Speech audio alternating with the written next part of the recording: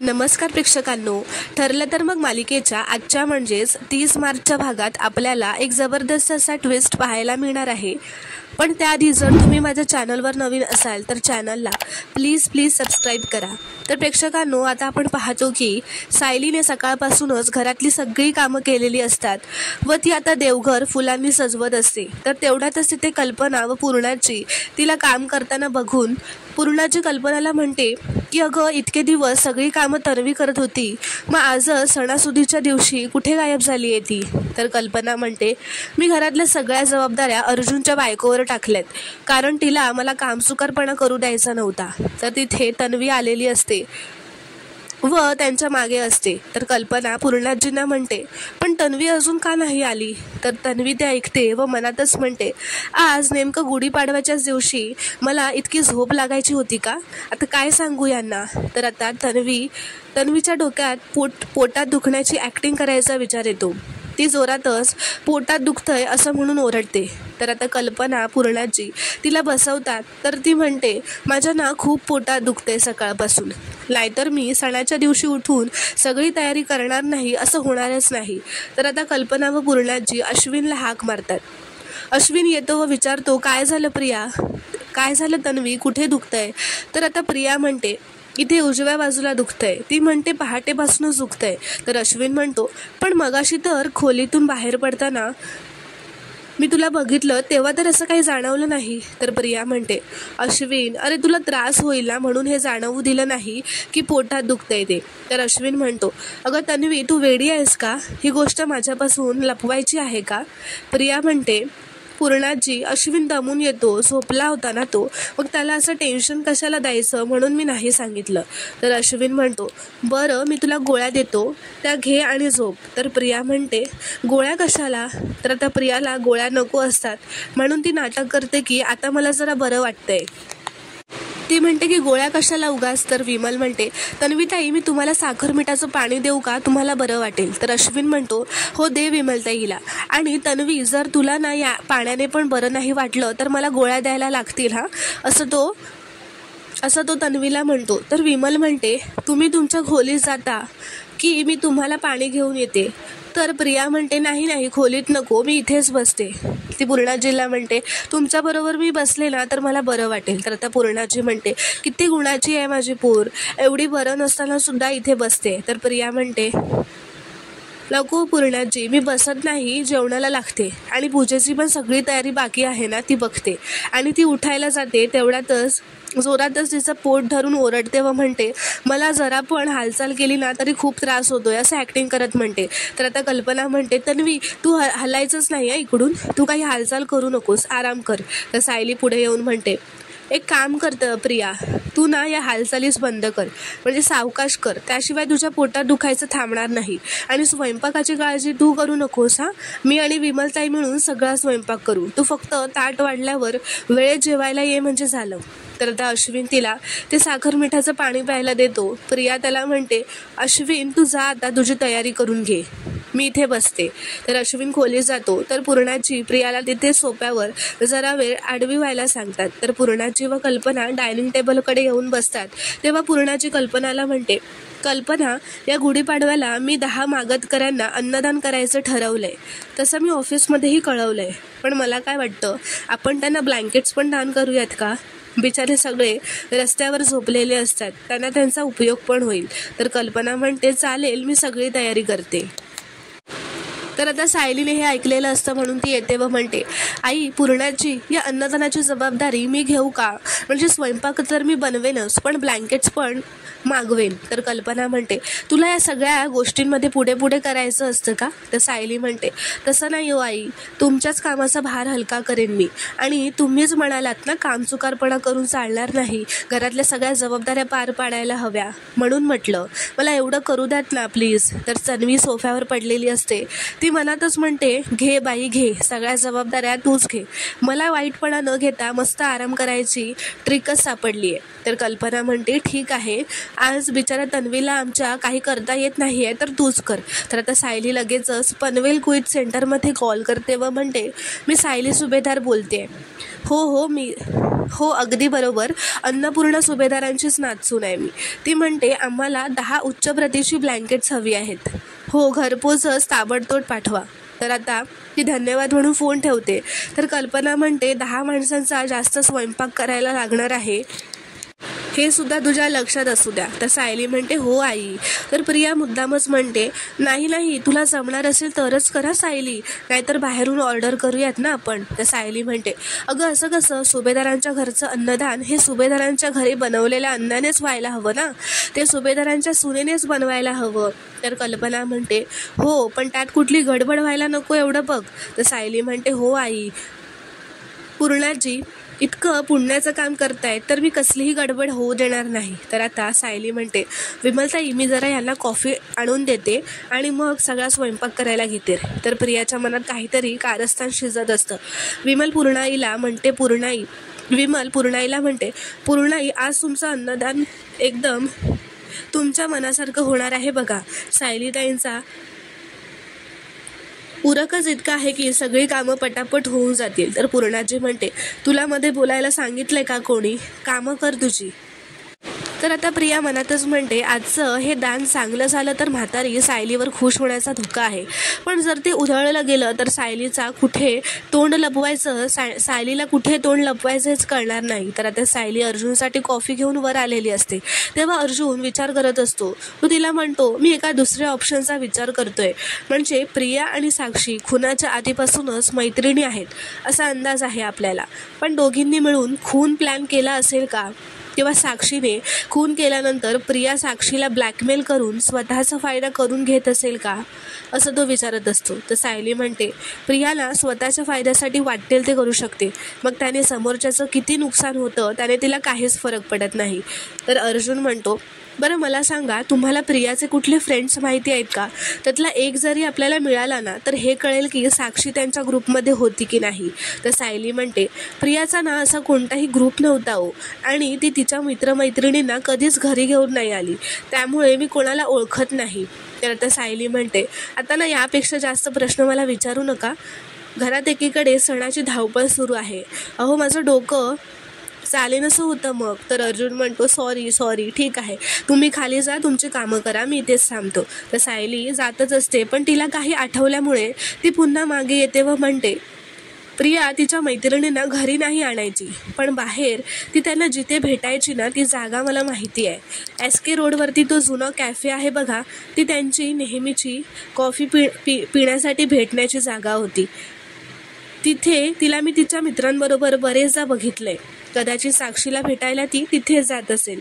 तर अर्जुन म्हणतो, फॅन्टॅस्टिक, चला आता आपण पटापट त्या कॅफेमध्ये जाऊयात आणि चौकशी करूया, प्रियाचा फोटो पण सोबत घेऊन जाऊयात. त्यांना प्रियाचे फोटो दाखवल्यावरती ते तिला ओळखतील आणि त्यांच्याकडे जर CCTV फुटेज असेल तर ते पण चेक करता येईल आपल्याला. तर सायली म्हणते, आज नाही जाऊ शकत आपण. तर अर्जुन म्हणतो, का पण.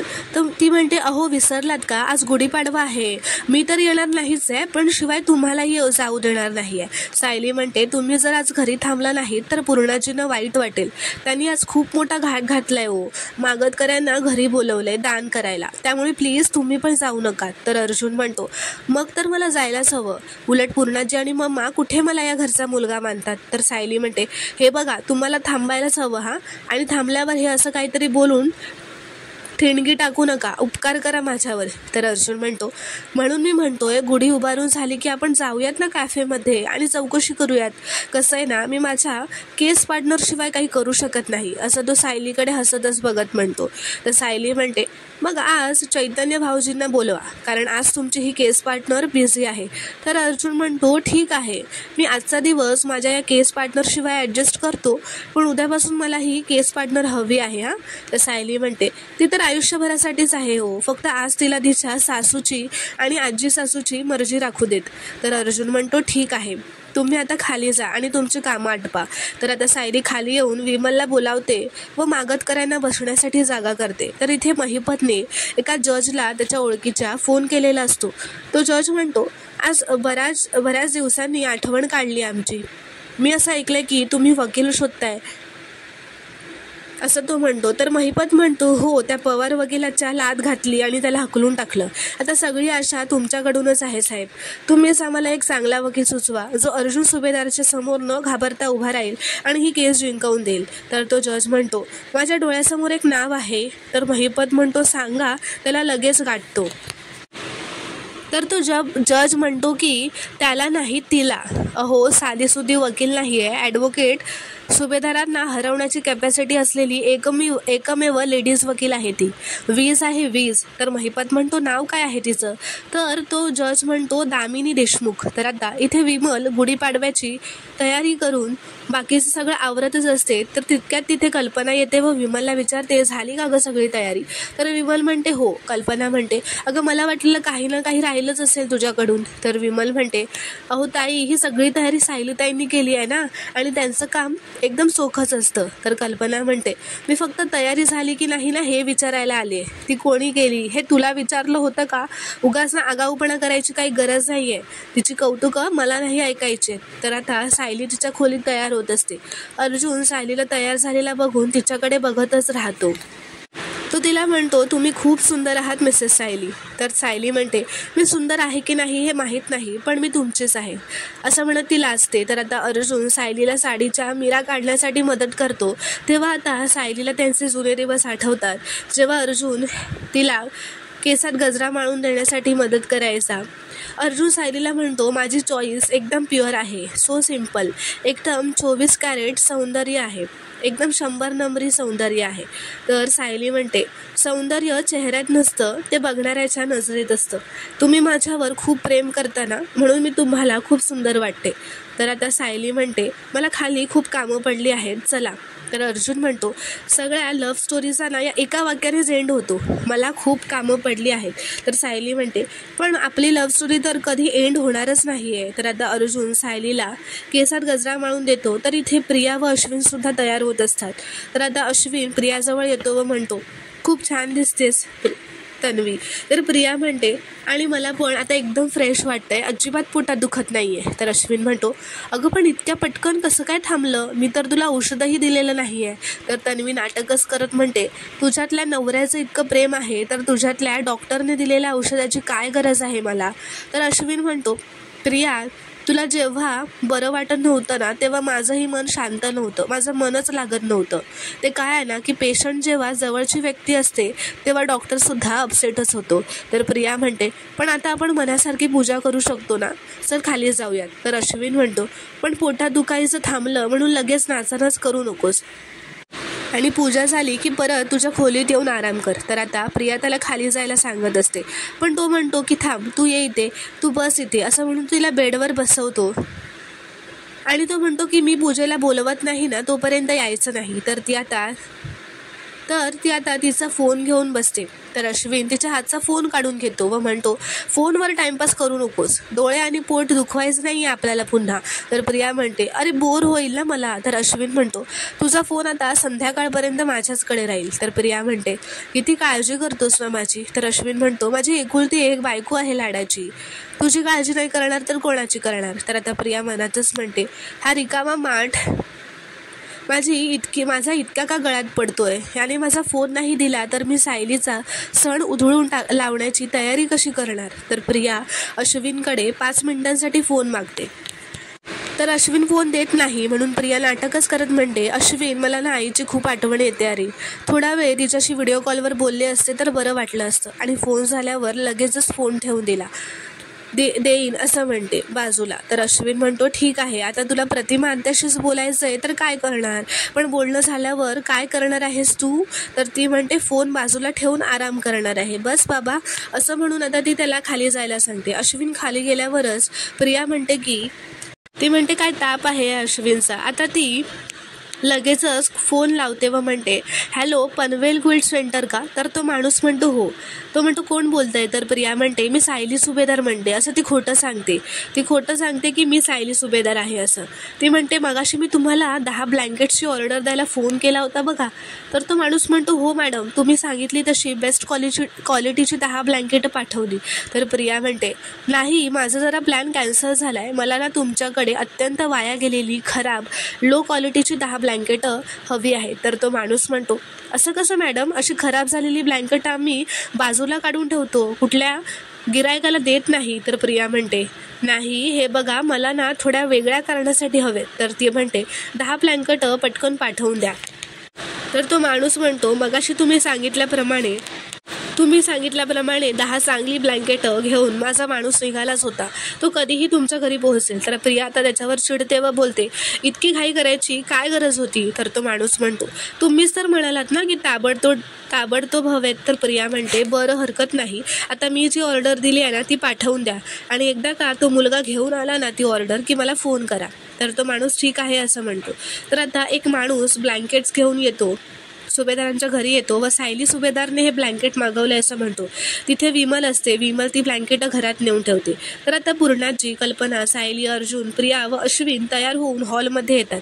पूर्णाजी अश्विनला विचारते काय रे अश्विन, पहिला गुढीपाडवा साजरा करताना खूप खुश आहेस ना तू? तर अश्विन म्हणतो हो पूर्णाजी, अगं पण आज डॅड घरी असायला हवे होते. तर कल्पना म्हणते हो रे, पण त्यांना मीटिंगला कानपूरला जावं लागलं ना. तर आता प्रिया म्हणते आई, गुढी उभारली की आपण बाबांना व्हिडिओ कॉल करूयात का? म्हणजे त्यांनाही कळेल ना की आपल्याला त्यांची किती आठवण येते असं ती नाटकच करत म्हणते. तर पूर्णाजी म्हणते पण त्याआधी गुढी तरी उभारायला हवी की नाही, चला बाहेर लवकर. तर आता पुढील भागात आपण पाहणार आहोत की सगळेजण बाहेर गुढी उभारायला आलेले असतात. तर पूर्णाजी म्हणते आता चला नवीन जोडप्याने गुढी उभारा, आमच्या नवीन सूनबाईंचा हात तरी लागू देत गुढीला. तर अर्जुन म्हणतो तुम्ही नेहमी म्हणता ना आई आणि मम्मा आणि पूर्णाजी की आमचं आताच नवीन लग्न झाले. तर तो म्हणतो आम्ही आहोत नवीन जोडपं असं तो म्हणतो. तर सायली अर्जुनला म्हणते अहो आजच्या दिवशी तरी सगळं त्यांच्या मनासारखं होऊ द्यात ना, आणि पूजा कोणी केली आणि काय फरक पडतो. तर आता प्रिया व अश्विन गुढी उभारायला पुढे येतात. तेव्हा गुढीचा कलश हा त्यांनी हातात घेतल्यावर, म्हणजे प्रियाने हातात घेतल्यावर तो हलत असतो व तो खाली पडणारच असतो.